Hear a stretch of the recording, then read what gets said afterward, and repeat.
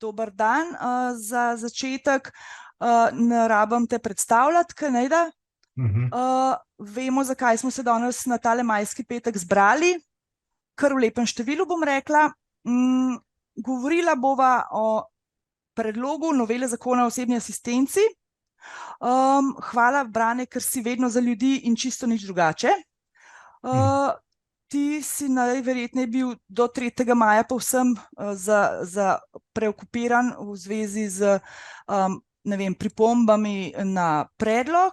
Javna razprava je končala se namreč v petek 3. maja in danes bi prosila za začetek, da predstaviš mogoče predlagane rešitve, a bo s 1.1.2025 kaj bolje za uporabnike, kaj bo drugače in vse.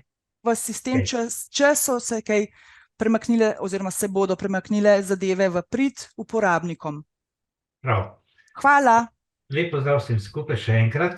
Moja naloga je, da vam predočim najpomembnejše stvari v tem novem zakonu o osebni asistenci. Bom pa na koncu vam omenil tudi zakon o gluhoslepih, ki je tudi izredno pomemben, ker tudi med slepimi imamo tudi gluhe, tako da je ta tudi populacija, ki jo mi poznamo in ki so tudi naši, da tako rečem. Če tudi so v glavnem oni v dveh društvih ali v združenju Dlan ali pa v Zvezi društev gluhih in naglušnih Slovenije. Je pa tudi nekaj pri nas včlanjenih. No, jaz sem te pripombe, kot je rekla Nika, jasno zelo podrobno obdelal.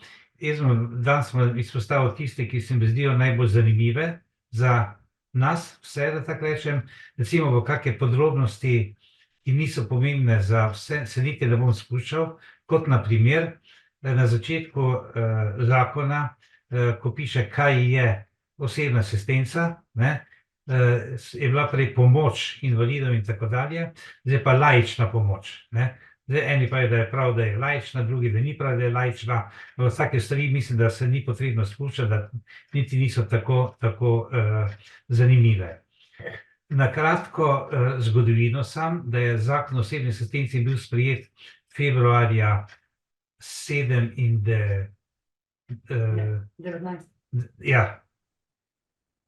Februarja 2019. 17. Je bil sprejet. Aha, pa spremembe, da. 1.1.19 je bil dvakrat noveliran. No, v lanskem letu je pa prišla novo besedilo. Tega zakona je bilo v javni razpravi. Takrat smo dali tudi zelo veliko pripomb.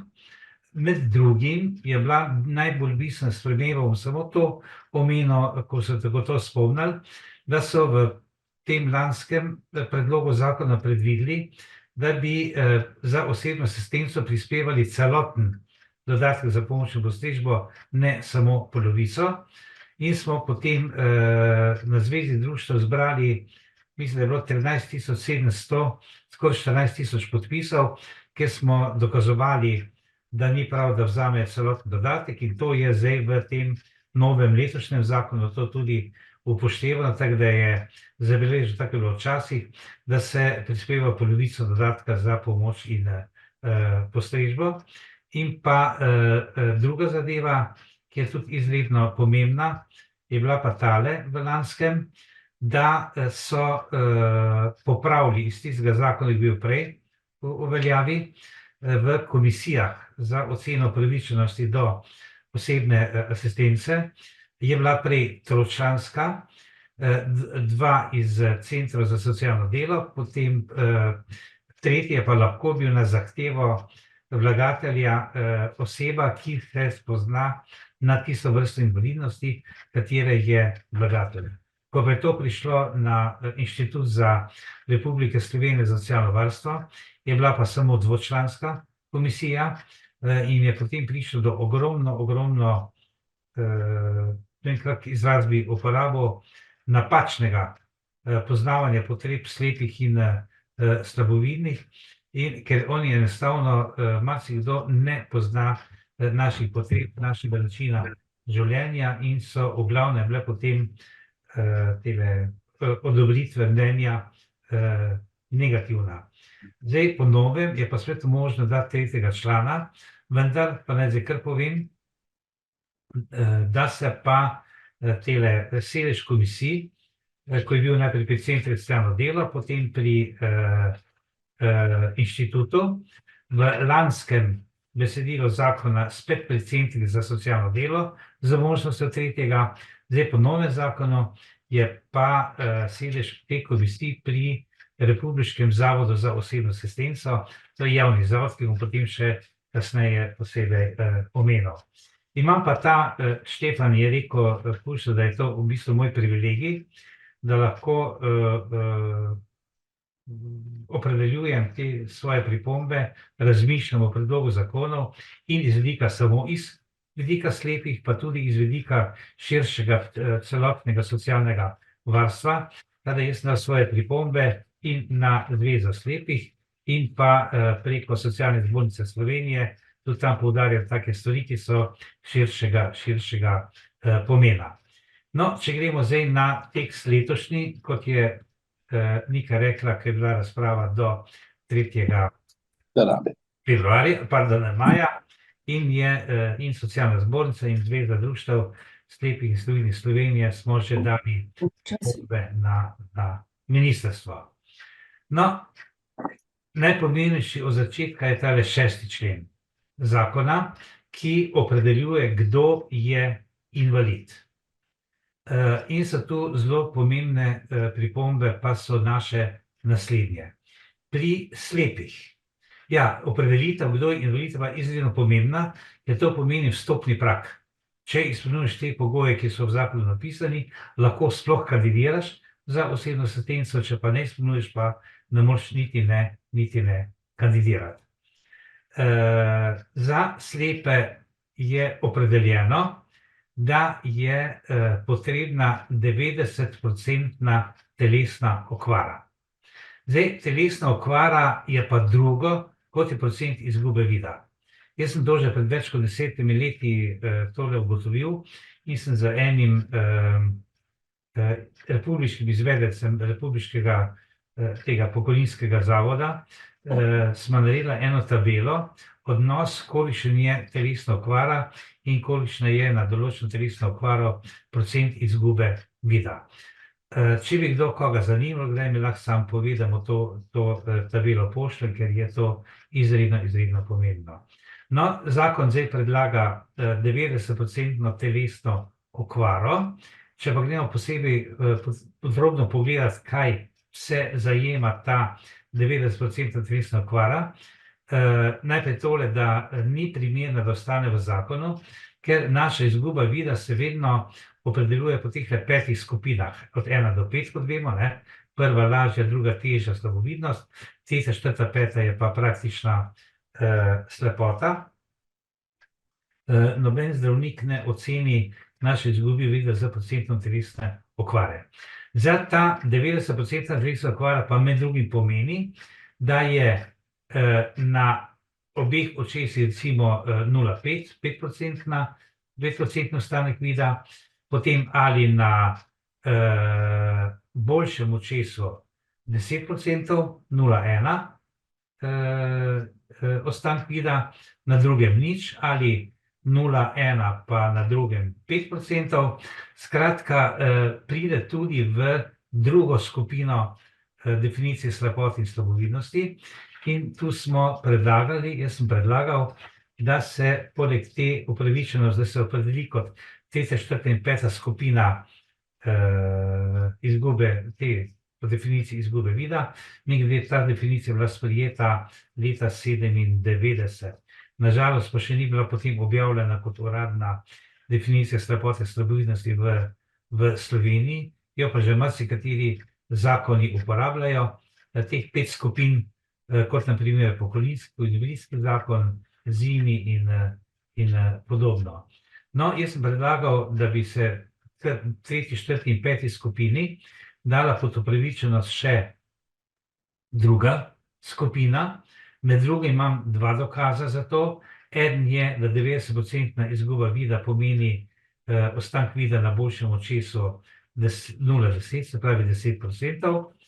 kar je v drugi skupini, in pa določene pravice iz druge skupine težji slabovidni že imajo, kot na primer, če izgubiš vid, da je tvoja izguba vida v drugi skupini, če si zaposlen, dobiš polovico dodatka za pomoč in postrežbo, zdaj v novi višini je to 180 evrov, zdaj je cela višina, kot vemo, 361,69 evra. Zveza je pa tukaj predlagala še prvo skupino, se pravi 70-90% izgube vida. To je sicer diskutabel, ker mi dobro vemo, da recimo tam 70-80%, ko imajo izgubo vida, da moramo biti odkriti, da marsikdo še vozi avto. Tako da je to res vprašljivo, ker uradno je pogoj, da lahko dobiš šoferski izpit, je 60% izguba vida največ. Se pravi, če imaš 60% izgube, uradno lahko voziš avto, če imaš pa 70%, pa ne več, pa si že naš slaboviden. No, tu bomo videli, kaj bo ministrstvo tukaj opredelilo. Je pa zelo pomembno, kako bo to zaradi komunikacijskega dodatka, do česa smo pa kasneje prišli, kdo je kot upravičenec po tem zakonu. Se pravi, to je za slepe in slabovidne, da povzamem, da zdajšnjemu 3, 4 in 5. skupina sem jaz dodal drugo, zveza pa še prvo skupino zraven. Potem so pa gluhoslepi. Gluhoslepi so bo tudi malo več zadržali tukaj, bo tudi zelo, zelo zanimivo. V tem 6. členu ZOA, ki ga zdaj obravnavamo, je nota, da sam ima izgubo sluha po seznamu telesne okvare. Nič ne pravi, koliko je to procent ali tak dalje, ampak to natančneje opredeljuje v 8. členu, ki pa govori o komunikacijskem dodatku, sem takrat bolj na tem zadržal, ki je spet zelo, jaz uporabim celo izraz diskriminatorno, če bo za gluhoslepe sprejeto tako, kot je predlagano, v primerjavi z gluhimi in pa z slepimi. In pa potem še naprej pri tem členu je pa tudi pomembno, da so opredeljeni kot upravičenci do osebne asistence vojni invalidi, se pravi vojaški invalidi, civilni invalidi vojne, žrtve vojnega materiala in tako dalje. Vendar samo piše, da so to ti vojni invalidi, ne pa kateri. Vemo pa, da po teh vojnih zakonih so opredeljena njihova invalidnost v 10 skupinah, od 1 do 10, in to bi sigurno moglo biti opredeljeno, katera skupina bi bila upravičena do osebne asistence. To je to. Potem gremo naprej z vlogo. Ta vloga je pa bila zelo dopolnjena v lanskem že besedilo predloga zakona o osebni asistenci, in sicer, če se spomnimo, ko smo mi v glavnem vsi dajali vloge, ni bilo potrebno priložiti vlogi nobenega zdravniškega potrdila o vrsti invalidnosti, stopnji invalidnosti, nobenega potrdila o tehničnih pripomočkih, ki jih uporabljamo, nobenega potrdila o naših aktivnostih, v katere smo vključeni. No, zdaj po tem že lanskem zakonu, ki je ostalo pa v sedanjem besedilu, je pa noter, da je potrebno zdravniške izvide priložiti in o vrsti in o stopnji invalidnosti, potem kje vse si aktivno potrdila, da si član tu, član tam in tako dalje, potrdilo, katere imaš tehnične pripomočke, ker bi naj bil zdaj težišče tega novega zakona na aktivnostih. Obseg, starost za upravičenost do osebne asistence je ostala 18 do 65 let, to je kot najbolj aktivno obdobje v življenju, študij, zaposlitev in vse te stvari, družina, oblikovanje družine, otroci, stanovanja, mislim, vsemi temi se ukvarjamo in potrebujemo določeno pomoč. Prej je bilo, po starem zakonu je bilo, da se po 65. letu starosti ponovno odloči o tem, ali in koliko si upravičen še kasneje do osebne asistence, zdaj so pa ta člen črtali. Meni se pa tudi to ne zdi prav, da bi moralo ostati po 65. letu preverka, ne ukinitev, ampak preverka, koliko ur in katere storitve si še do njih upravičen. Recimo, četrta skupina storitev osebne asistence je pomoč pri študiju in pri zaposlitvi, in do 65 leta si rabo pri zaposlitvi osebno asistenco, zdaj ni še več zaposlen, več tega ne rabiš. Razen, sem pomislil, da ker je v zakonu predvidena preverka vsakih 5 let, če so tam, si to misli, ne vem. Jaz sem postavil kot vprašanje za to 65. leto. Je pa pripomba pa tudi tale, tudi od zveze,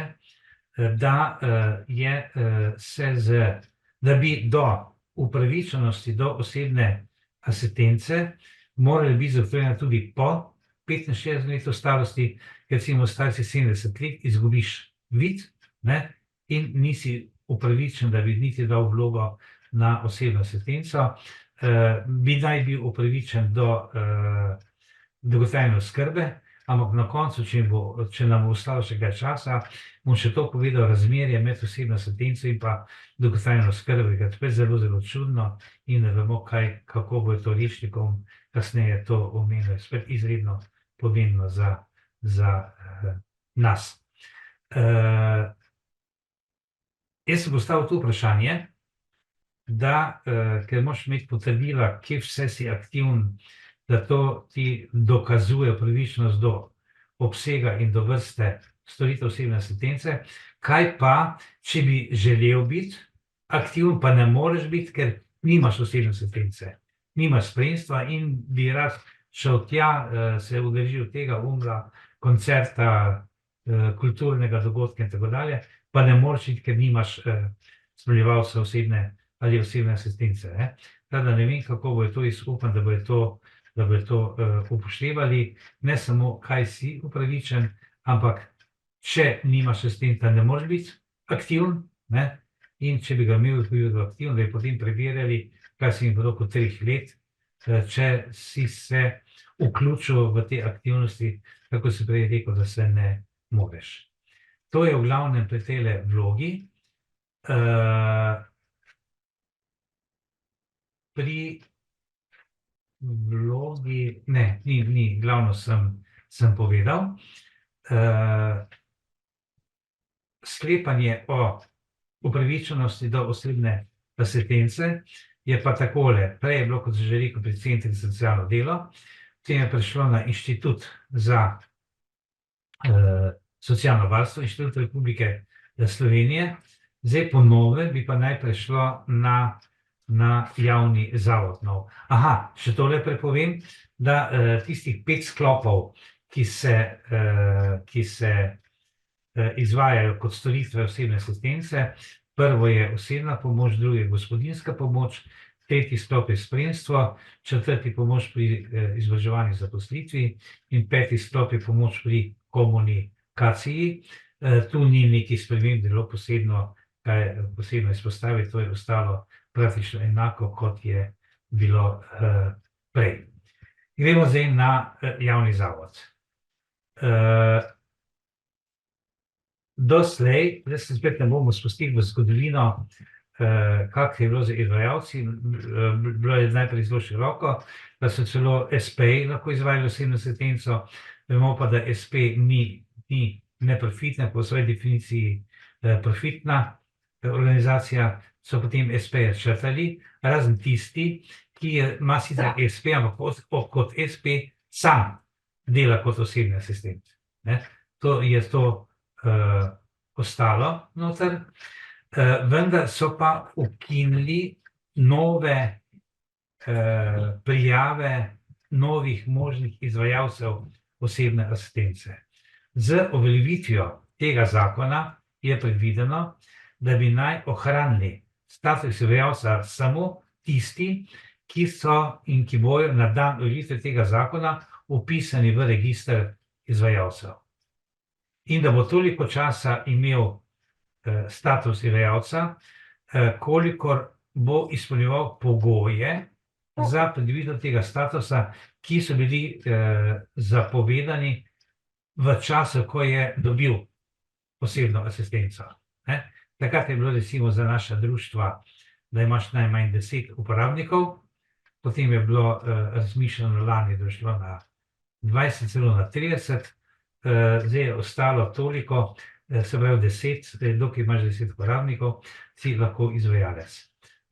Ta Republiški zavod za osebno asistenco bi pa naj imel veliko boljše pogoje za delo, ker kot javni zavod bi imel možnost pridobivanja financ direktno iz proračuna, ne samo glede na število osebnih asistentov, število uporabnikov osebne asistence, ki vemo, je sedaj določeno po uri izvajanja osebne asistence, kolikor to financirajo republiški proračun, ampak bi lahko javni zavod imel še dodatne vire financiranja iz republiškega proračuna in bi potem pa, to se pa bojimo, da bi tile sedanji izvajalci, mimogrede uradno je 105 izvajalcev osebne asistence, bi počasi jim nižali ali pa ne dovolj dvigovali uro osebne asistence, tako da bi počasi vse ukinili in bi vsi prešli na Republiški zavod. No, ta Republiški zavod smo pa absolutno proti temu, ker bi bil to en ogromen zavod. Recimo, zdaj trenutno je zaposlenih 8400 osebnih asistentov in pogledajte, firma z 8400 zaposlenimi, koliko mora imeti potem skupni služb in vsega tega, je bilo res en glomazen zavod bi bil in pa izredno oddaljen od terena, recimo, kaj se jim, Vojko pa vas v Murski, da bo osebni asistent, kaj se jim, zbolel, bo treba jutri že ga domestiti z drugim, ali bo to iz Ljubljane urejali za celo Slovenijo. Podobno se to enostavno ne znam predstavljati in so tudi drugi dajali, kolikor vem, te pripombe, da se javni zavod ne ustanovi. Pa še to, da je bilo po tem javnem zavodu veliko konfliktov znotraj, da bi v kontradiktornost prihajajo, ker pri njih bi bil postopek za uveljavljanje upravičenosti do osebne asistence, komisija za oceno upravičenosti, da bi odločbo bi izdajal osebni asistenci, izvajal osebno asistenco, skratka, to je vse potem dejansko ogromno konflikta interesov in je tak zavod in glomazen in ne znam si predstavljati, kako bi potem to deloval in predlagamo, da se ohrani sedanje stanje. No, če bo dvignilo od 10 na 20 na 30, upravnike druga zadeva, ampak da se ohrani tako, ker smo prvič poznamo potrebe naših uporabnikov, recimo v društvih poznamo ljudi, smo bolj fleksibilni za zamenjave in podobno. No, to je na kratko o javnem zavodu. Zdaj pa gremo še naprej, ure osebne asistence pa komunikacijski dodatek. Število ur osebne asistence je ostalo najmanj 30 na teden, največ 24/7, to je na petek in svetek, na teden to pride dan in noč 168 ur. Zveza društva naša je predlagala, da bi se ta vstopni prag znižal od 30 na 20 ur. Se pravi, da bi tisti, ki je upravičen do osebne asistence, imel najmanj 20 ur na teden lahko in bi bil že upravičen. Jaz osebno lahko rečem, da dvomim, ker že lani je bila borba, ker so hoteli ta vstopni prag 30 ur zvišati na 40. Da bi vsi tisti, ki imajo sedaj 30 ur na teden, v osebni asistenci bi odpadli, ker nimajo 40 ur. No, Zveza slepih je tu predlagala 20 ur in bomo videli, kako bo to tu urejeno. Ta druga oblika osebne asistence pa je 30 ur mesečno. Tudi terminologijo se zdaj majčkeno,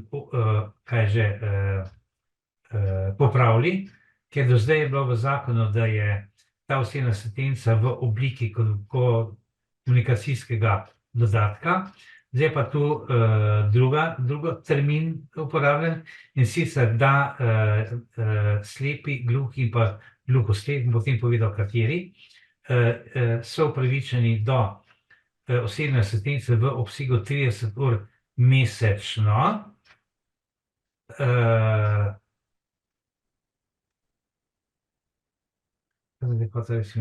Ni to trgala. Ja, Zveza slepih je pa tu predlagala, da se teh 30 povišalo na 50 ur mesečno. Aha, še enkrat se hoče reči. Se pravi, najmanj 30 ur mesečno, namesto tega pa se lahko uporabnik, upravičenec odloči za prejemanje komunikacijskega dodatka, ki je pa polovica dodatka za pomoč in postrežbo, zdaj 180 evrov. Prej pa je bilo rečeno osebna asistenca v obliki komunikacijskega dodatka. Zdaj imaš ali osebno asistenco ali pa ta denarni prejemek komunikacijski dodatek. Zveza slepih je tu predlagala, da je 30 ur na mesec premalo, da bi naj zvišalo na 50 ur na mesec, bomo videli, kako bo tu spet handlanje pa lobiranje in tako naprej, koliko bomo tukaj uspešni. Upravičenci do te oblike asistence v obsegu 30 ur mesečno so pa slepi, gluhi in gluhoslepi. Če prinese potrdilo, izvid, da je takšne stopnje invalid, ko bom potem povedal, dobi to osebno asistenco brez preverjene komisije, brez tistega točkovanja in tako naprej, ampak če ima, zaprosi in ima tolikšno invalidnost, je upravičen do te osebne asistence 30 ur na mesec. Do sedaj je od slepih, jaz osebno sem veliko spraševal, okrog ni niti eden v Sloveniji, ki bi imel to osebno asistenco 30 ur na mesec, ali pa če je mogoče največ, koliko je prstov na eni roki, ne vem, če je toliko prstov na obeh rokah. Vzrok je pa v tem, ker je tudi pri tej obliki potrebno prispevati polovico dodatka za pomoč in postrežbo. Slepi ga praktično vsi imamo, kot vemo, vsi imamo ta dodatek in smo bi prispevali polovico dodatka za pomoč in postrežbo, kaj pa strahotno veliko pride na 1 uro. Če začunamo, da je ta 30 ur na mesec, pride 1 ura 6,03 evra, 6 evrov na uro, prispevamo te naše polovice dodatka za pomoč in postrežbo, to je zelo, zelo veliko, ker ima pa pomoč 24 ur na dan, pa prispeva 24 krat manj. Ne pa začunajte 609 na 24, koliko to pride. To je strahotna razlika in vsa ta leta že na dolgo in široko prepričujemo osebno, po pismeno in tako dalje, da bi te naše ljube oblastnike v tem prepričali, da gre to za veliko, veliko diskriminacijo, nismo uspeli, zdaj dajemo spet te pripombe. Je pa ta, če smo čisto odkriti, to sem v zgodovini tu že govoril, oziroma omenjal to, da je ta komunikacijski dodatek bil uveden predvsem za gluhe, ker gluhi niso imeli doslej nobene pravice do dodatka za pomoč in postrežbo, in zdaj, ko so ti gluhi prosti za ta osebno asistenco 30 ur na mesec, so se odločili za komunikacijski dodatek in so pričeli dobivati polovico dodatka za pomoč in postrežbo. Do lani spomladi, novega podatka nimam, ampak verjetno so tako, že vsi to možnost izkoristili, je bilo v Sloveniji nekaj več kot 1200 gluhih, ki so prejemali polovico dodatka za pomoč in postrežbo, kaj prej niso. No, zdaj pa gremo na kriterij, kdo je upravičen. Pri slepih je 3., 4. in 5. skupina. Aha, še tole, da je pri temle 30 ur na mesec določeno, da lahko koristi samo storitve iz 3. in 5. skupine. Prej, če se spomnite, 5 skupin omenil 5 sklopov, in sicer tretja je spremljanje, peta pa pomoč pri komunikaciji.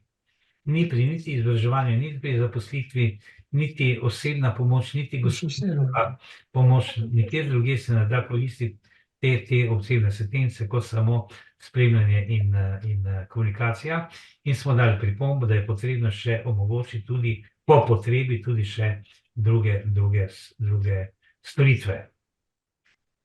No, če gremo zdaj na kriterije. Se pravi, pri slepih je tretja, četrta in peta skupina, nad 95% izgubijo vida, in tu smo predlagali, kot sem že prej rekel, ali drugo skupino, 90 do 95%, ali pa zdaj celo še prvo, 70 do 90%, vendar to pomeni, ker pri dodatku za pomoč in postrežbo, pa tem komunikacijskem dodatku, pa pomeni, in vprašanje, če bo imela država toliko denarja, da bo vsem slabovidnim od 70 do 90% izgube vida in vsem tistim, ki je praktično skoraj vsi redki so, ki so bili zaposleni, ko so izgubili vid za drugo skupino, in bili potem upravičeni do dodatka za pomoč in postrežbo v polovični višini, se pravi 180 evrov. Za nas je bilo to sicer odlično, ko že večkrat o tem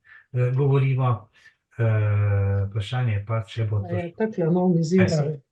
skozi. Ali tiger v sobi bil, ko si kaj te šraufala, kaj? Anka, oprostite, če lahko ugasnete mikrofon, gospod Brane But je Se malo... upravičujem. Ok, velja, hvala. Ok, opravičilo sprejeta. Za gluhe pa velja kriterij nad 95% izgube sluha, to je 70% telesna okvara. Ker pri gluhih namreč popolna izguba sluha pomeni 80% telesna okvara. 95% izgube sluha pa pomeni 70% telesno okvaro. Se pravi, ti gluhi, pa še to je tukaj treba povedati, da pri slepih se ostanek vida ocenjuje z pomočjo pripomočkov. Recimo, lahko imaš dioptrijo -24, brez očal si dejansko slep, če pa daš očala gor, pa vidiš tam, recimo, vzamemo 93% izguba, pa 7% ostanek. Brez očal pa nič. Ampak pri nas se ostanek vida računa z očali z pripomočki. Pri gluhih pa ne.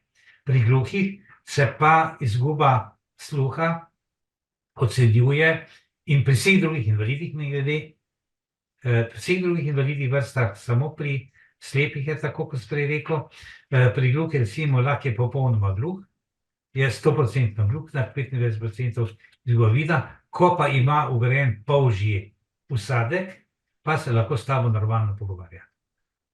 To je spet ena... Diskriminatorno kar? Kak? Diskriminatorno v bistvu. Ja. Čist. Tako. Ja. Ali pa recimo, jaz ponavadi povem ta primer na enem, ko je izgubil eno nogo, ima zdaj ne vem na pamet, koliko procentno telesno okvaro, ampak on, če dobi bionično protezo, lahko hodi po stopnicah, laufa, maraton, vse, hodi vse kompletno, kot da ima svojo nogo. Imaš pa vedno tisto telesno okvaro za brez noge. Jaz sem to še na republiških organih sprožil, vsi so se načeloma strinjali z mano, ampak odkot je to, pa noben ne ve. To bomo sigurno še vrteli naprej, pa skušali nekaj na tem področju narediti. No, to se pravi slepi in gluhi, nad 95% obojni. Gluho slepi, zdaj pa poslušajte, bi pa naj imel pravico do te osebne asistence, če ima izgubo vida prve do pete skupine, se pravi najmanj 70% izgubi vida, in pa najmanj 50% izgubo sluha po Fowlerju. To je pa z izgubo sluha 50% po Fowlerju, se pa lahko tudi brez slušnega aparata normalno pogovarjaš. bom kar zdaj izpostavil svoj primer. Jaz sem uradno 58% izgubil sluha in sem doma in v manjših družbah komot pogovarjam brez tehle aparata slušnega, ne. Če pa grem na sestanke, pa logično nagovar, da nimam kakih motenj pa to, ne. In jaz sem tukaj, oziroma smo tukaj predlagali, da bi naj bili upravičeni do dodatka tega policijskega dodatka, tisti, ki imajo 70% telesno okvaro, se pravi, enako kot slepi nad 90% izgube sluha in pa izguba vida tam nad druga, tretja, četrta in peta skupina. Bomo videli, kaj bo tukaj. Je morda še te številke, ne, da vam še bolj natančno predočim. Gluhoslepi, ti, narekovajo, te pravi gluhoslepi, ne, jih je manj kot 200, tam okrog 150, recimo združenje GLAM gluhoslepih ima 140 članov.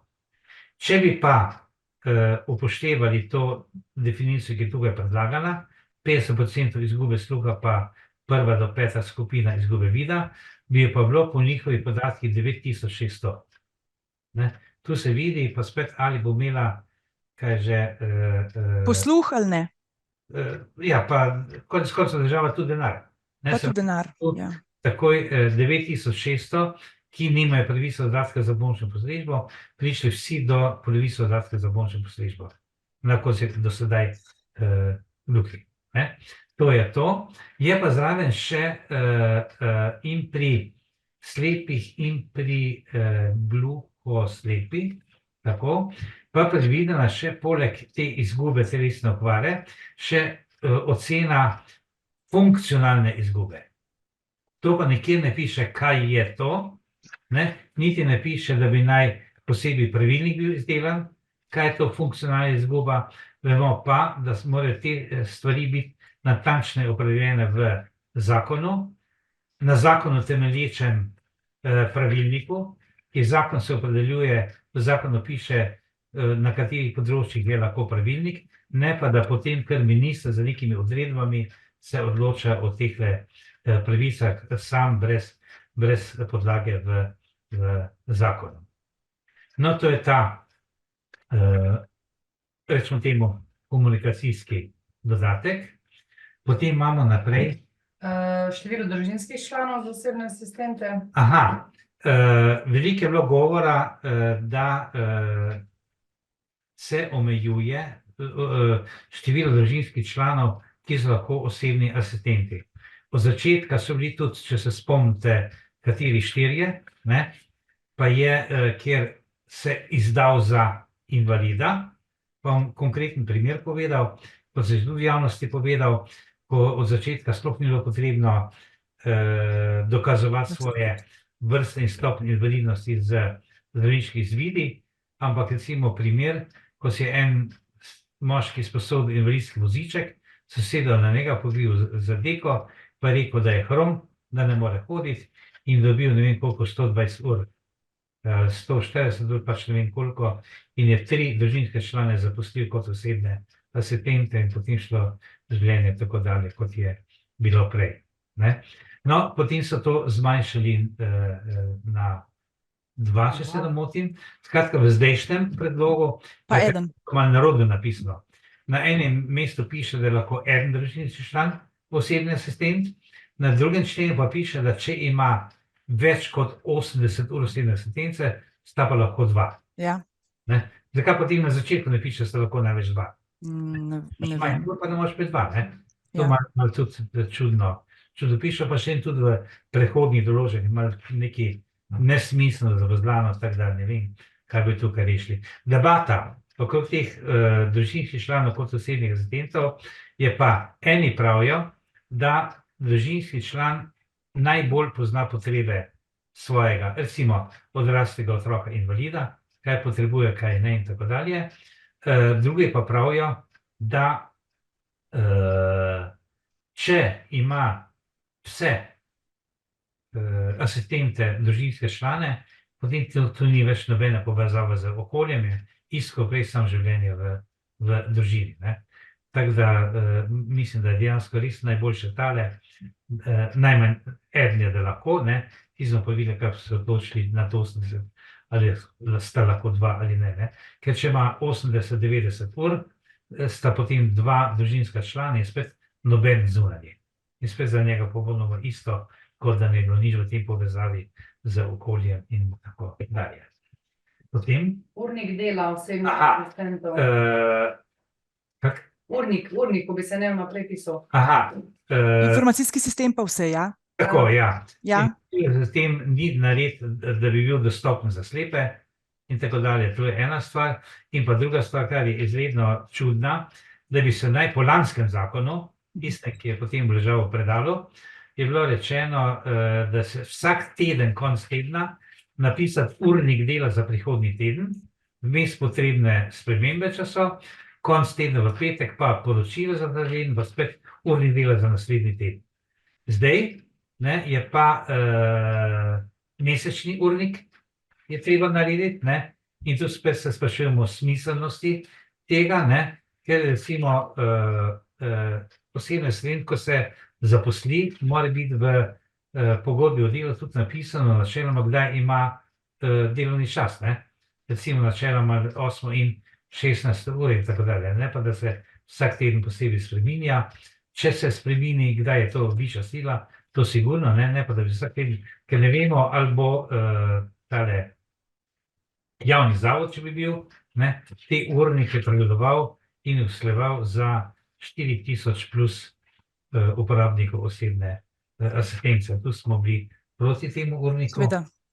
Potem? To je od vaših pripomb tule vse. Ja. Brane, Ja? upam, da ste kaj rekli v zvezi s tem monitoringom oziroma geolokaciji in sledenje vaših, uporabnikovih aktivnosti, ne? Tudi. To je katastrofa, to ne more biti taka represiva, ne? Tako. No, že tole, ne, da ne samo tisto, kjer aktivno, kar si želi biti, da bi to moralo biti in pa lokacija, ne. Seveda. Ena stvari je, da se lahko osebna asistenca izvaja samo do 22 ure. No, to sem mogla misli reči. Tako. Ja. Samo to imam tudi zabeleženo, da moram povedati. Vmes smo asistentka spominja, če kaj pozabim. Do 22 ure, te je bilo pa kar veliko pripomb, češ kaj pa če gre na koncert, ki se konča v polnoči, ali kak disko in tako dalje, ne. Potem pa sem slišal po radiju, ko je bilo zdaj veliko daj o tem, ne, iz ministrstva rekla, da če pa po noči v kakem disku ali na kakem koncertu ali kaj takega, pa bo pa podnevi spal, ne, in zdaj, recimo, toliko ur na dan, kot jih ima, prestavilo iz dneva v noč. Ne pa, da ima potem dan plus. Ja, razumem. Ne, to bomo pač videli, kako bo. Potem je še kaj tu takega. Okej, to je osebne asistenci, zdaj bom pa prišel na tale gluhoslepe. Da. Gluhoslepe, to je spet zanimiv zakon, ker ga mi tudi sami poznamo, gluhoslepe, ne.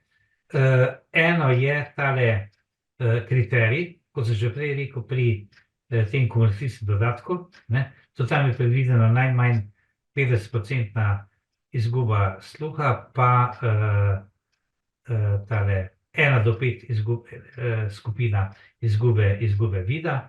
To menimo, da je absolutno prenaširoko. Ta zakon ima pa dva dela. Eno je pravica do tolmača, eno je pa kot novost pa pravica do podporne osebe. Zdaj se pogledamo. Tolmač je nekaj podobnega, kot je pri gluhih, ne. Zakon o slovenskem znakovnem jeziku, vemo, da je bil sprejet leta 2002, da je bil 25. država na svetu, ko smo sprejeli tak zakon in opredeljuje, da ima gluha oseba, enako zdaj tukaj gluhoslepa oseba, v vseh primerih, ki jih povabi državni organ, ki izvaja javna pooblastila, center za delo, občine in tako dalje, kjerkoli ga povabijo, mora ta, ki ga vabi, zagotoviti in plačati tolmača, pač kolikor je potrebno. če je potrebno na sodišču, nam sodišče potem zagotovi in plača tolmačenje. Podobno, tu časovno ni omejeno. Za osebne potrebe, ne, je pa tukaj veliko širše, je pa 30 ur na mesec. Ja. Ne? Recimo, gluhi imajo 30 ur na leto, kadar sam želi za osebne potrebe, ne? Tu pa 30 ur na mesec. To je 360 ur na leto, to je to. Brane, oprosti, In pa- Matija Bregar je dvignil roko. Ja, prosim. Matija, izvolite. Matija. Matija? Aha, zdaj pa ne vem, kaj se je zgodilo. Brane, prosti, če sem ti zdaj vzela misli. Ne škoda. To je to. Sevo verjetno dvignil roko, oziroma pač, da si naštima mikrofon, če bi hotel Matija kaj povedati, če ne se pa nekaj kasneje vključi, ne? A ja, Mislim- okej. Čujem tudi jaz. Ok, Matej. Okay. Se pravi, da tu smo predlagali, da se ta pravica tolmača naredi analogno gluhim, ne? Ali si gluh ali gluhoslep, da biš kot tolmača enako. Potem so pa zakomplicirali in dodali kot dodatno pravico do podporne osebe v obsegu 360 ur na leto, ki bi naj tudi znal ta jezik, gluhoslepe. Zdaj pa tudi v enem členu pa tudi piše, da tudi osebna asistenca v obsegu 30 ur mesečno bi naj znal tudi ta jezik za gluhoslepe. Zdaj pogledajte še tole, da te dve pravice se med sabo ne izključujeta. To ni nikjer napisano, da se izključujeta. S tem, da je bila pa ta pravica gluhoslepih do podporne osebe zastonj, brez dodatka za pomoč in postrežbo. Recimo, če je gluhoslep na 95%, ima dodatek za pomoč in postrežbo, pa 50% izgube sluha, imel pravico do dodatne podporne osebe, ki pa imel zastonj. Mi pa vsi drugi, ki pa imamo pravico do osebne asistence 30 ur na mesec, pa moraš plačevati polovico dodatka za pomoč in postrežbo. In smo predlagali, ker gre tu za podvajanje, dobesedno za podvajanje, da smo predlagali, da se ta člen, ta pravica črta. Jaz se vprašujem, zdaj sem pripravljen, da vprašam. Matija Bregar. Imam dva vprašanja, no. Matija, ja. Prej, ko smo se glede števila družinskih asistentov pogovarjali, a tle gre za redno zaposlene asistente, ne, ali tudi za nadomestne? Ne, tu gre za redne zaposlene. Ja, no, sej. Tudi po zakonu je praktično enako stalo prej, kdo je lahko polnoleten, da ni bil kaznovan in tako dalje. Ja. Redno zaposleni, nadomestni so pa lahko študentje, upokojenci, vendar ti samo nadomeščajo odsotnega redno zaposlenega. Ja, ampak ni pa tle omejeno število, ne, nadomestnih, nadomestnih. Ja, Matija, tisti, ki nadomeščajo, so lahko družinski člani, pač ni te omejitve. To je Slovenija samo za tiste, ki imajo pogodbo o zaposlitvi. Aha, Pravi, v redu. podjemne pogodbe, SP, karkoli, To tako. študentsko delo, drugo, pač so lahko družinski člani, če niso redno zaposleni, ne? Dobro. Pol je pa še nekaj glede tega nočnega dela, ne, ker smo se pogovarjali glede koncertov, da jaz sem do 22 lahko, recimo, če sem prav razumel, pač ti lahko nočno pol koristiš samo od 23 do 5 zjutraj, ne moreš recimo od 16 do 23, ne. Ker v bistvu gre pa li za to, da se ponovadi popoldansko delo pač zavleče lahko tisto večerno, če je nek koncert, ne, sej tist, ne vem, ponoč, Ja, jaz sem tako ponoči razumel. slepi ne rabimo asistent. Razumem, ja. Ne, razen če, ja. Da osebno A lahko se še jaz tukaj vmešam, ne? samo do 20 ure, po noči, ne? Razen v izjemnih primerih, če gre za življenje, da diha pa tako naprej, ne? Da spanje, da treba obračati, da lahko sapolovi in tako dalje. Ja. Normalno je samo do 22 ure, pa vzamo, da imaš 6 ur na dan, recimo, ne? Pa če boš šel kdaj zvečer na koncert, pa ne boš imel teh 6, od 9 do 15 ure, ne, ampak od 7 ure do 1 po noči. Aha, to je pa možno. Tako, to sem poslušal razlago po radiju, na oddaji, ko so iz Ministrstva za delo, iz Direktorata za invalide o tem govorili. Ne. Aha, to se pa od 7 ure, to je že šteje kot Tako pač nočni delo. boš imel premaknen delovni čas asistenta. Kar je vredno, ne? Ja, ja. Uh, no, se pravi, da to je do podvajanja in smo predlagali ta še tole, da se to črta in pa, da nobena vrsta invalidnosti nima posebej svojega zakona, ki govori o njenih pravicah. Razen za ta jezik, ki je dejansko za slepe je posebni jezik, za gluhoslepe je posebni jezik, to vemo, da je tudi pred leta 21 bil dopolnjena ustava 62a člen, ne? Do tega sigurno mora biti posebni zakon, ne pa teh dodatnih storitev, recimo podporna oseba. Potem bi lahko mi tudi slepi zahtevali v posebnem zakonu neke svoje dodatne pravice in tako dalje, ne? Zato so pa ti skupni zakoni, kot je zakon o zaščitovanju možnosti invalidov, konvencija o pravicah invalidov, zaposlitvene rehabilitacije, zaposlovanje invalidov in tako dalje. Pokojninski zakon, to je pa vrsta drugih zakonov, ki pa obravnava vse vrste invalidnosti, ne pa da bi ena vrsta imela svoj zakon za svoje pravice. Da je to vprašanje, kako bo urejeno. Zdaj pa, če še pa omenim, ker je pa zelo tudi izredno aktualno, pa s temi tudi sigurno povezan, pa zakon o dolgotrajni oskrbi. V ponedeljek ta teden smo imeli v Državnem svetu posvet, zelo širok posvet o izvajanju zakona o dolgotrajni oskrbi. Gre namreč za tole, da to samo za eni stavkom povem, da ministrstvo bi moralo pripravljati še stvari za začetek izvajanja tega zakona, niso praktično nič urejeno. Samo en primer, da povem, bivši družinski pomočnik, ponovno oskrbovalec družinskega člana, je ta pravica po zakonu se odprla za 1.1. letošnjega leta, še danes se odločbe ne izdajajo, ker so pred enim tednom dobili računalniški program, ki še ni v celoti zalaufal in imajo celo centri samo delo navodilo, da dokler ne bo imeli računalniškega programa, ki bi omogočil izdajati odločb, ne smejo sami izdajati odločbe, ne. In stvar je bila tako zakomplicirana, še to mogoče, da tisti posebni program, ki so ga začeli delati, pač ne vem kdaj, še danes ni nared, ampak so kot začasno nadgradili sedanji program Centrov za socialno delo.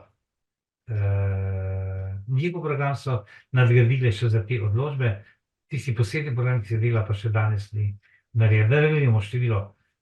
Ima eno vprašanje že. Ja, kadrov, Ja. kako se tu izvalo, prosim. Prej ste nekaj začel omenjati kriterije, pa pol niste dokončal oziroma niste niti začel. Pri osebni asistenci. Sem povedal.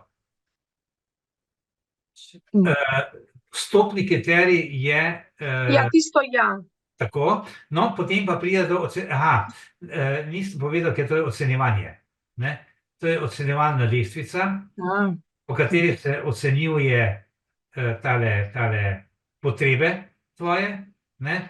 Pride komisija domov in te sprašujejo, ješ sam, piješ sam, kako dolgo greš sam do trafike, v trgovino in tako dalje, ne. In slabost dosedanjega sistema in koliko točk si dobil, so se točke prevedle v število ur in pa po vsebini v vrste storitev, ki si upravičen kot uporabnik osebne asistence. Slabost dosedanjega je bilo, da so prišli domov, te zasliševali, spraševali po tistem svojem vprašalniku in niti ti niso pustili, da bi sam govoril, ne. Recimo kot primer, ali piješ sam, pijem, ja, ampak če mi kdo kozarc natoči, ne, ješ sam, če mi kdo tale naloži pa mi pove, kaj je Natalija, da vam zdaj karikirano govorim. Ne? In je tudi navodilo zdaj, bi naj bilo, ne, da bi se komisija, ne, tudi pogovarjala z vlagateljem. In pa to pa na domu. Na domu je bilo pa že doslej. Ne? Mogoče še to, se to asociacijo dom. Ja? Kaj pa otroci, kaj pripomorejo? Ali... Ne, otroci pa niso upravičeni do osebne asistence. Ne. Če imaš otroke. Če imaš otroke, če si. Sigurno. Sigurno, ker se tudi v teh storitvah od 1 do 5, ne? To je v 7. členu zakona, tam natančno piše, kaj je osebna pomoč, pomoč v oblačenju, slačenju, pitju, osebni higieni in tako dalje, gospodinjska pomoč, pomoč pri oskrbi otroka, domačih živali, ne? Recimo gre za tole, da še tako na splošno povem, invalidi imamo temeljne človekove pravice kot vsi drugi ljudje. Imamo. Imamo pravico do informacij, imamo pravico do družine, imamo pravico do otroka in tako dalje. Če pa zaradi svoje invalidnosti, katerih teh potreb ne moremo sami delno ali v celoti zadovoljevati, je pa država dolžna, da nam pomaga. O tem govori Konvencija o pravicah invalidov iz leta 2006, spomladi 2008 je pa ratificiral Državni zbor Republike Slovenije, ki govori o tem, kot sem rekel, da imamo invalidi pravice kot vsi drugi in če jih sami ne moremo uresničevati, je država dolžna, ne da jo prosimo, ne, ampak so dolžni, da nam to naredijo in na tem temelji tale zakon o reševanju možnosti invalidov iz leta 2010 in pa tale zakon o osebni asistenci. Še o tem dolgotrajni oskrbi, ne, to je pa problem v tem. Zakon o osebni asistenci, ko je bil sprejet februarja 2017, je predvideval, da bo uporabnik osebne asistence tam nekje 400 do 450. Potem se pa razlaga teh določil zakona tako razširila, da je danes preko 4000 članov. Preko 4000, ko se rekel osebni asistenco pa koliko 8400. Predvidevali so, da bo z novim zakonom o osebni asistenci precej to število zmanjšali, da bi prešli v dolgotrajno oskrbo. Ker to je res, da je marsikdo od te osebne asistence leži skozi doma, vegetira in tako dalje, ni nikjer vključen in ima osebno asistenco 24 ur na dan, tam 5 osebnih asistentov, da se menjujejo sobote, nedelje in tako dalje. Ko pa primerjamo kriterije za vstop v izvajanje osebne asistence pa dolgotrajne oskrbe, pa vidimo naslednje. Osebna asistenca je omogočena 24 ur skozi 7, dan in noč, na petek in svetek, na teden 168 ur. Dolgotrajna oskrba je pa maksimum dolgotrajne oskrbe na mesec 110 ur. To je 3 ure pa pol na dan. In kako naj se ti, ki imajo zdaj 24 ur na dan osebno asistenco, preidejo v dolgotrajno oskrbo, če tudi po vsebini, glede na svoje aktivnosti pa to, biti bolj upravičeni do dolgotrajne oskrbe, ne pa do osebne asistence.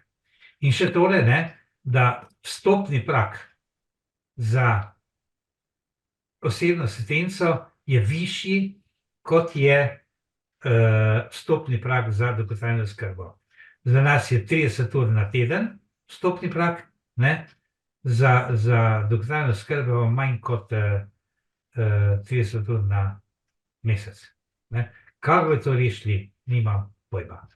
Dejansko nimam pojma, ker to, potem so misli, da bi,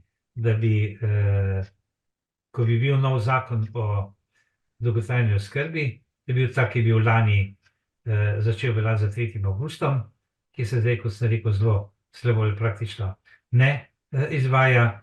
So imeli en od namenov idej, da bi eno poglavje v tem zakonu o dolgotrajni oskrbi naslovili samo na osebno asistenco, tega ni bilo. Zdaj ne vem, kako je tole rešili, govorijo že o noveli zakona o dolgotrajni oskrbi, skratka, to so ene take stvari, ki so čisto odtedno, če bi bil denar, bi bilo to rešljivo, ampak če smo pa čisto odkriti, pa bi lahko rekli mirne duše, v naši ljubi Sloveniji je denarja za vse dovolj, sam nepravilno, nepravično se usmerja. Da. Če je pa bilo res za potrebno, ga pa za vse dovolj.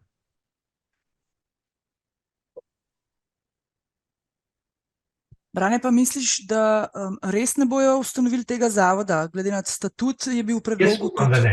Jaz tudi upam, da ne, ker tole diši meni. Je tudi drugače bi bil. Sicer pravi, da je bil cenejši. Ja, ampak slabo je to. Ni res.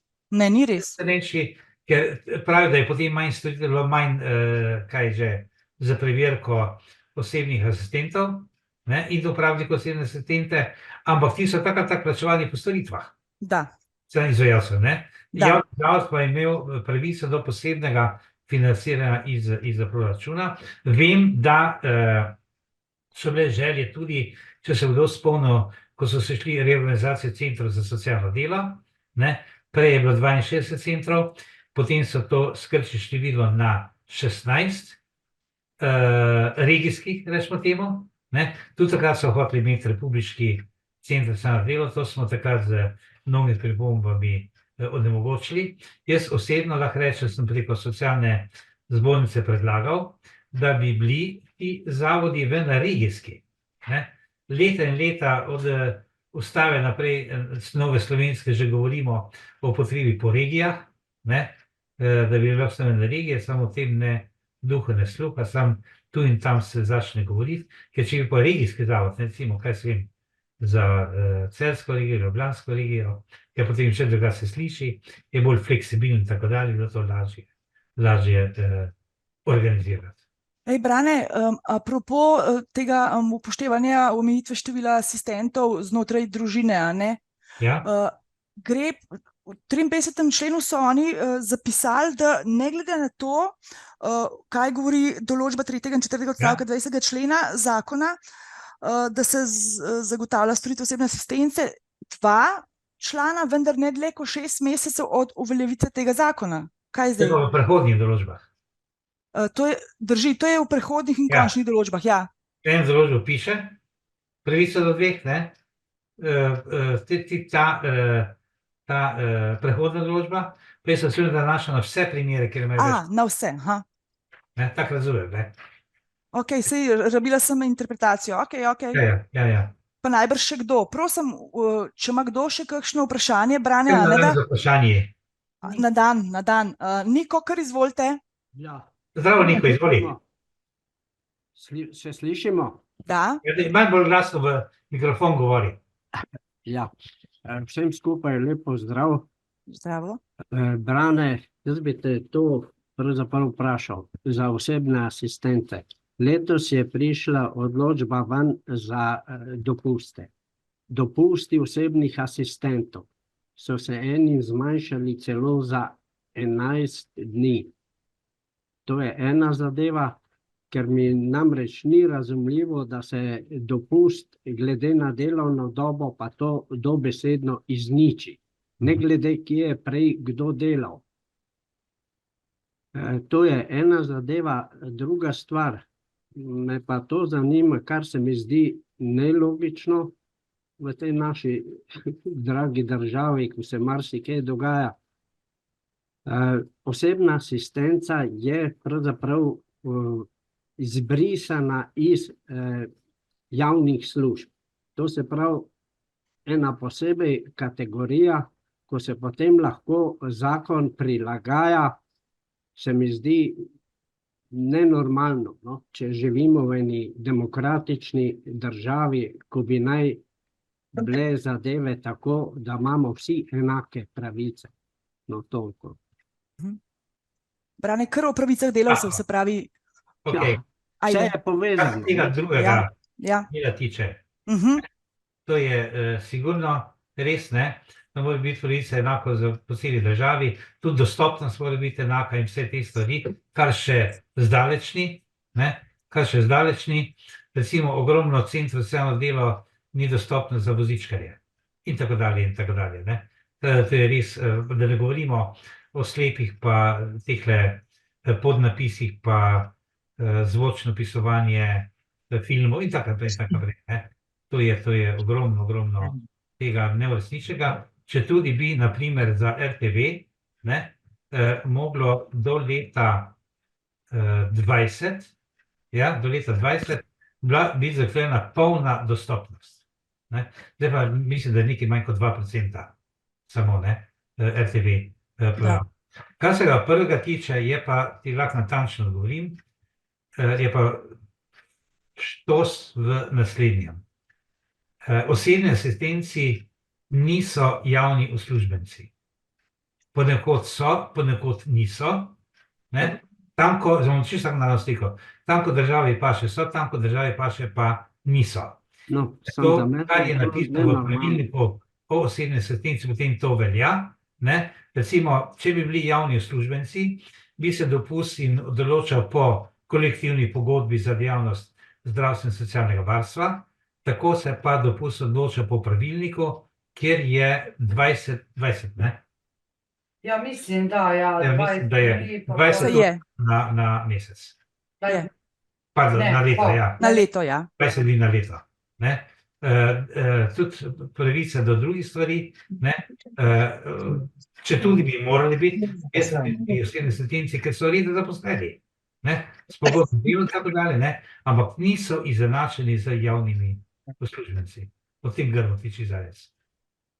Ja, je pač tako, ne, zdaj, ne vem, zakaj do takih stvari lahko sploh govorimo, če bi govorili eni normalni državi, demokracije in vsega skupaj, čujte, delal si delal, kjerkoli si delal, zakon bi moral biti za vse enak, no, to pač je moj pogled na te zadeve. Vse še marsikaj bi bilo za komentirati tule, pa. Lahko samo jaz se samo nekaj vključim. Ja, Matej. Gospod Niko, ne, vi ste omenili, da ima osebni asistent v primerjavi z lanskim letom 11 dni, recimo, lahko tudi nam dopusta. Ne vem, to imate mogoče kakšen primer pri vašem izvajalcu, kakorkoli. Ja, čuj. Jaz bi na vašem mestu vprašal izvajalca, zakaj je ta taka primer, ker je on odloča kot delodajalec osebnemu asistentu dopust, ne, oziroma itak je to naloga oziroma dolžnost osebnega asistenta, da se pozanima. Lahko, da je, ne vem, kaj je vzrok, ne moramo vedeti, ampak drugače pa dopust pri osebnih asistentih red določa skladno z ZDR-jem. Tako, ja. Matija Bregar ima tudi vprašanje. Hvala, Matej. ZDR-jem. Ja. To pa ne. ZDR. Seveda. Ja, minimum je 20 ur. Seveda, po ZDR-ju. Ja. Ja. Ampak ne pa program. Kako? Že, glejte. Brez dodatkov. Konkretno, moj sin je lani imel 38 delovnih dni dopusta. Za primer pač govorim, ne. Delovne dobe ima že kar dosti in seveda letos pa 27. No, enostavno nekako nerazumljivo taki padec, kar takole čez noč pa pravzaprav brez prave obrazložitve, zakaj. Niko, kot osebni asistent imel 38 dni dopusta? Tako. Nemogoče. Pa je mogoče, no. Pa niso prav naredili. Glej, Brane, kaj ti jaz ne rečem? Jaz nisem tega delal. Tako je. Polnih 38 dni dopusta v lanskem letu. Polnih. Se pravi kadrovska, to je dokazljivo vse na društvu pri osebni asistenci, ko piše, no. Vse se nisem zmišljal, pa nisem edini, vete. In neurejenosti, ne? Ne, nisem edini. Mislim, da je še en kolega tudi, no, pa ne mi imenoval se isto. Ja, jaz mislim, da to dejansko ni tema zakona o osebni asistenci, to je v bistvu bolj stvar delodajalca, ki je potem pač primeru pač to vaše društvo. Ja, je pa tudi mene... Kdo pa je delodajalec? Delodajalec osebnemu asistentu je... Prav tako. A lahko samo mečken. Seveda. Delodajalec osebnemu asistentu je izvajalec osebne asistence, torej društvo, zveza, kdorkoli je, ne, delodajalec. In 38 dni, če je imel lani dopusta, to je res velik za osebnega asistenta. Jaz ne vem, kako so oni to določili lani, kako so določili letos, ampak to se boste mogli pri njih pozanimati, no. Oziroma, predvsem vaš sin kot... v informacijo dal, pravzaprav... Ampak tega zakon ne naslavlja. Pri teh zadevah, no, če že tako hočemo. Ja. Zakon o osebni asistenci tega ne naslavlja, tega področja, no. Matej najbolj poznati. Matej, Matej, ne? No, povej. Branikar, povej, Matej je tukaj? Ne, saj sem jaz končal, tako da... A lahko jaz imam eno vprašanje, ker sem že prej dvignil roko. Glede, še eno vprašanje bi imel glede, prej na začetku je bilo glede te aktivnosti uporabnikov, no. Jaz recimo sem brezposeln, koliko je bojazen, da bi jaz recimo izgubil osebno asistenco, a je to kakšna bojazen, recimo, sicer imam že 3 leta asistenco, ampak ja. Na to ne znam odgovoriti, ne? V odvisnosti, kako bo ta nov zakon sprejet, kaj bo v končnem besedilu, ne? In pa, to je pa ostalo noter, da se po 5 letih preverja upravičenost, obseg in tako dalje. Zdaj, kako bo pa, to ne morem povedati, ne? Vem pa, kar pa bo noter, kar sem že rekel, da bo potrebno, do zdaj lahko smo govorili, da sem tam aktivno in tako dalje, ne, po novem potreba prinesti potrdilo, kje vse si aktivno. In bolj si aktivn, bolj boš upravičen. Je pa res, ne, da jaz kot včasih, ker sem tudi jaz delal nekaj časa na Inštitutu za socialno varstvo in smo delali te ocene, sem bil tudi v tej komisiji, no, kakšno slabo leto ali pa dobrega pol leta.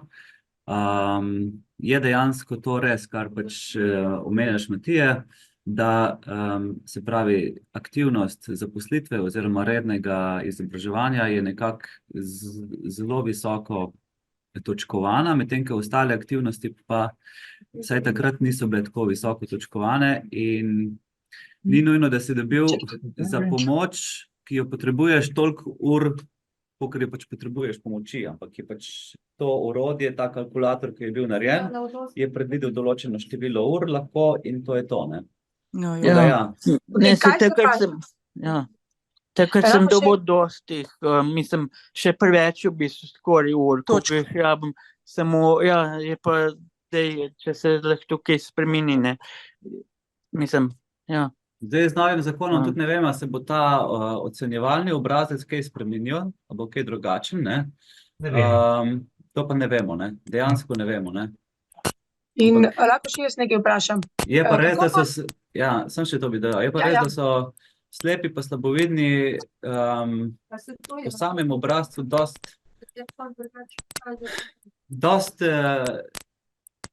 nizko so ovrednotene te potrebe po pomoči, ki jih slepi več ali pa slabovidni potrebujemo, no.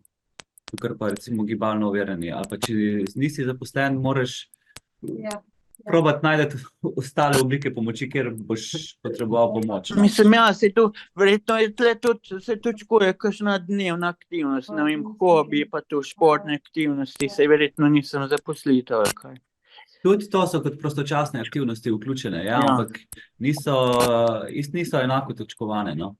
Ker recimo, če imaš ti poleg invalidnosti še kakšno kronično bolezen zdravnik, kar je pogosto, ne. Verjetno pač to, zaradi tega tudi težje prideš do neke zaposlitve, bi moglo biti tudi to pač upoštevane. Ja, res je. Nekaj časa, imasta že Vesna pa Mihael dvignjeno roko. Ja, pa še, mislim, da pa Aleksandra pa Aleksandra, tako. Kar dajte. No, jaz bi sam to vprašala. Če na primer si invalidsko upokojen, kaj se pol šteje tukaj za vključenost? Kaj naj priložimo, ko smo rekli, mislim? Ja, kje si vključena? Kje si aktivna? Zdaj tako bom rekel, A lahko še jaz enkrat, če se ti vključuješ, če ti hodiš z recimo svojim možem na sprehode, ne moreš, lahko to Tega samo poveš, priložiti. seveda, ne, če si pa ti vključen v kakšno društvo, ali pa da imaš kakšne aktivnosti prek društva, ali pa da, ne vem, se udeležuješ nekih dogodkov prek, ki so organizirani, pa lahko ta potrdila pol pridobiš in to pač, kjer lahko pridobiš potrdila, kjer se ti prek ene organizacije nekje vključuješ, to lahko pa priložiš recimo zraven, ko daš vlogo za osebno asistenco. Ko recimo invalid, ne? Ne, to je že samo status invalidnosti, ampak tudi potrdilo o invalidec. Tako, to pa ja. Pa primer, ne? Pa dobro, jaz pol moram ta društva, kjer si vključen, prositi za neka potrdila. Tako. To bomo videli, kako zakon sprejeti. Se lahko jaz malo priključim? Jaz sem Vesna. Zdravo, jaz sem Vesna, se lahko jaz malo priključim, pa bom večino odgovorila, ne. Jaz sem dobila tole osebno asistenco že po novem zakonu, tako da kaj se je prej dogajalo, da ste menda imeli, da ste lahko dajali vloge po starem zakonu, brez izvidov pa brez potrdil, je šlo mogoče včasih čez. Jaz sem bila pa že v novem sistemu, in samo tega poznam, ko sem zaprosila za osebno asistenco, že kot invalidsko upokojena oseba, sem potem predložila zraven, takoj že k vlogi, k prvi vlogi, sem dala zraven izvid. Tako no.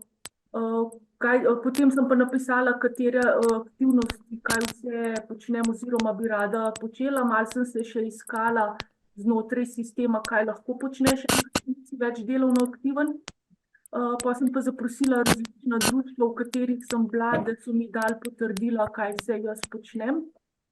Tako da seveda sprehod se ne šteje kot neka aktivnost, biti moraš res aktiven v smislu, ne vem, kakšnih različnih ustvarjalnih delavnic, prek društva vključen, da hodiš, ne vem, v hribe, v gledališča in pa ti te različne organizacije dajo potrdila, ne. Čim več si vključen, tem boljše za tebe, tudi kot invalidsko upokojen. Jaz imam vse, sem izgubila, ne vem, od 2008 do 2022 sem delala, se pravi, iz 8 ur sem šla leta 2008 na 4 ure, do leta 2022, ko so me invalidsko upokojili, poleg slepote tudi onkološke bolezni, če sem čisto odkrita, so vsem. In pa razne te bolezni, priključene in tako naprej sem mogla dati, enostavno sem k vlogi dala, že jaz po novem zakonu za osebno asistenco, ko sem dala vlogo, sem dala tudi vsa zdravniška potrdila, ravno z namenom dokazila. Pol, ko je prišla komisija do mene, domov so me sprašvali, se lahko sama oblačim. Načeloma žabe kot ženska lahko sama gor oblečem, sam mi mora nekdo pogledati, čisti iskren iz prakse. A so prav obrnjene, da niso strgane, tako ne. Jaz bi te še tukaj sam dopolnil, Vesna, ki si govorila o teh potrdilih od društev.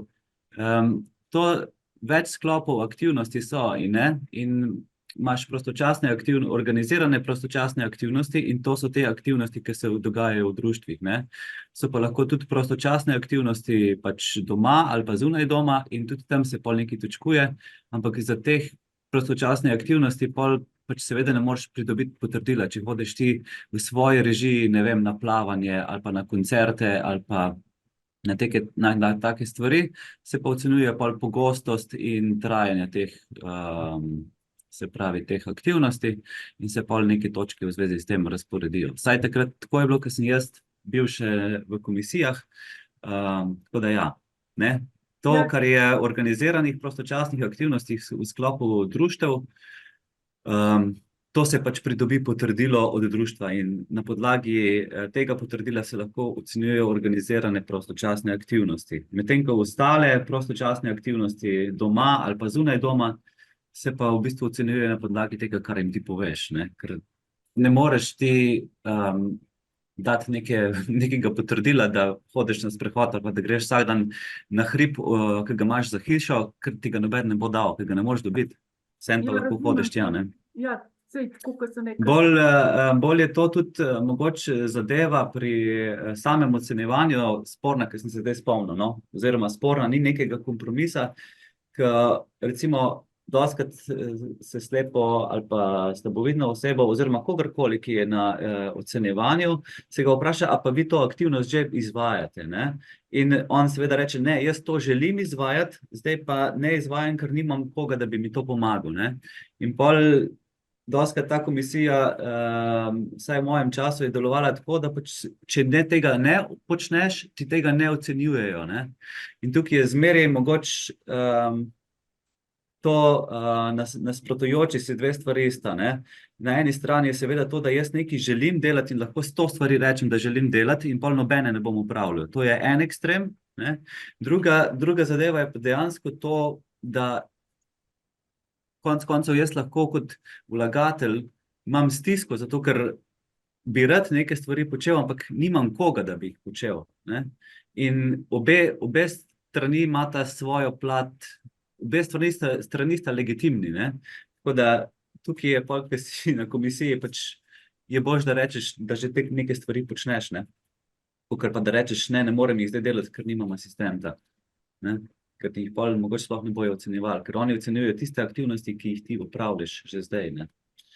Sam to, ko sem se vključil, no. Veš kaj, Matej, to vse drži, tudi za hribe, pa tek sem rekla, ker sem pač tekač pa hribovc, ampak seveda se pa brez spremstva ne moreš to početi kot slepa oseba, ne.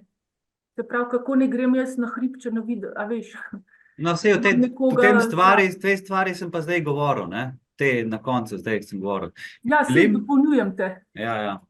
Ok, no dej, da ne bomo predolgi, zdaj da ne bomo mogoče Nika, Brane, povedati, če smo malo zašli iz teme, ampak ok. V bistvu nismo, temu se reče, to je praksa, a ne, in zato smo tukaj, da potem nekdo mu je bolj jasen, da so pač predlogi pisani brez prakse, a ne. In zato je Brane zmeraj zraven, upam, da bo v bodoče tudi lahko vedno zraven, kar se bo tikalo slepih, slabovidnih in pa gluhoslepih, za te vse interpretacije in pa potem za to, kaj dosežete vsi skupaj, ko pride potem enkrat slej ko prej zakon popravljen ali ne v veljavo, ne. Ma še kdo kakšno vprašanje? Samo tole. Ja, Brane.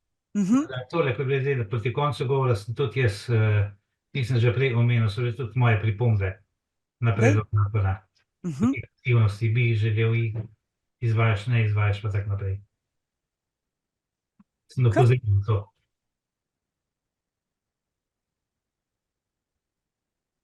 To je to? Brane? Ja.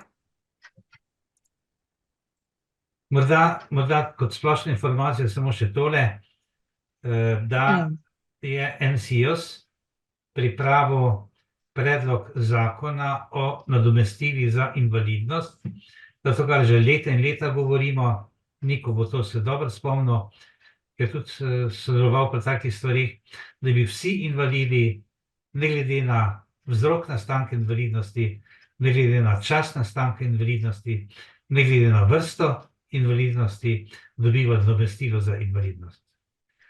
Predlog zakona je pripravljen, zdaj pa iščejo na NSIOS-u poti, kako naprej to spraviti, ne, in verjetno bo šlo to preko državnega sveta, ker državni svet ima, tam je Dane Kastelis, ne, področje invalidov in ima zelo velike posluhe za take stvari. Bomo pač se borili naprej tudi za to. Bravo, super. Takole, če smo to danes vse izvedeli, pa povprašali, je potem zelo moja naloga samo še, da se vam zahvalim za posluh, pa da vam povem, kaj se obeta junija, 14. junija bo tema Muzej krščanstva na Slovenskem, z nami bo direktor tega javnega zavoda iz Stične, tako da lepo vabljeni tudi takrat. Hvala vsem, da ste si vzeli tole lepo dopoldne za koristno stvar in da boste tudi nadaljevali dan koristno, kakor se le da. Hvala lepa vsem.